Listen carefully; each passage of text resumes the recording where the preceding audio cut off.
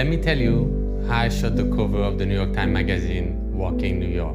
I came here 4 years ago as an immigrant, and I guess everybody's in New York is an immigrant, or the son of an immigrant, or the grandson. And I was really curious about just putting someone that's here in the city that just got here this year, even the last month, and that's just in the shadow of the city.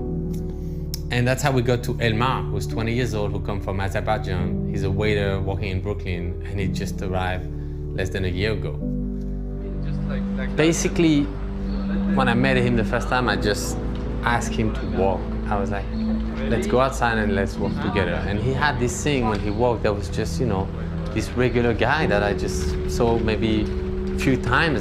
We must have passed, you know, crossed past 100 times that I wouldn't even have noticed him or talked to him, like all those stories, unknown stories in the city. And I photographed him with, you know, different movement, but he always had that same walk. And at some point I was like, okay, thank you, I think that's enough.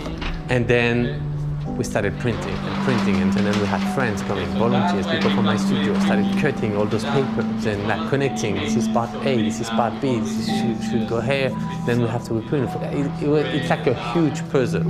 So we're all gonna have markers on the piece. That's the one thing.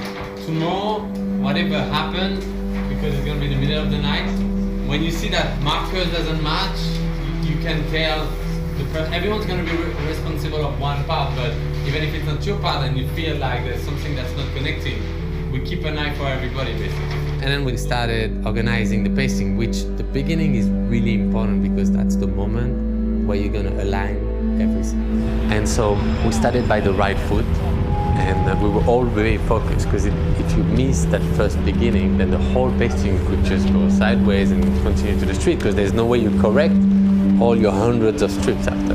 And then when that was on, we started making teams. People working on the right feet, people working on the left feet, and then working on the body. And someone for the glue, and someone to squeegee above to take off all the glue so it dries faster. And then unrolling and connecting. All right.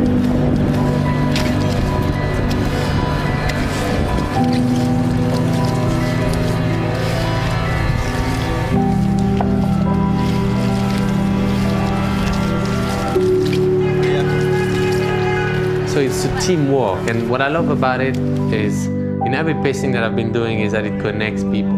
You give a reason for everybody to be here and to share something. By sunrise, we put the last strip, took off the rope, the sun came, and people start walking. Beautiful day, sun all over, people eating ice cream outside in the heart of New York. And no one saw Elmar. People would walk on him but never notice him, because everyone's so focused with what's going on around, with the Flatiron being one of the most iconic buildings in the world. No one noticed him. He was just there, slowly fading away in the city. And then later in the day, when the shadows were perfect, I took my moped. I always love riding this moped here. It's a French moped from the 70s. I guess what I took from French with me, with my passport.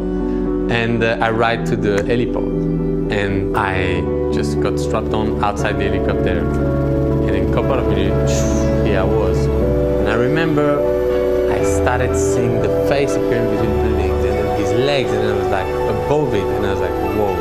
That was literally the first time I discovered a pasting. And I had to be perfectly vertical so I could grab it. And when I was perfectly above, you know, with the wind, we had to redo it a few times, then I keep shooting. I guess for me the most important point in this piece is really that all those immigrants that came here, like I came here, are in the shadows of the city. And that day, people were walking on it, not even noticing it, but today on the cover of the New York Times, everybody's in the shadow except Elmar, who's in the light. It's just another story, but like anybody, I could tap on the shoulder and ask them where they're from, and I don't always have the courage to do that, but each time I do it, you know, I feel like closer to the world.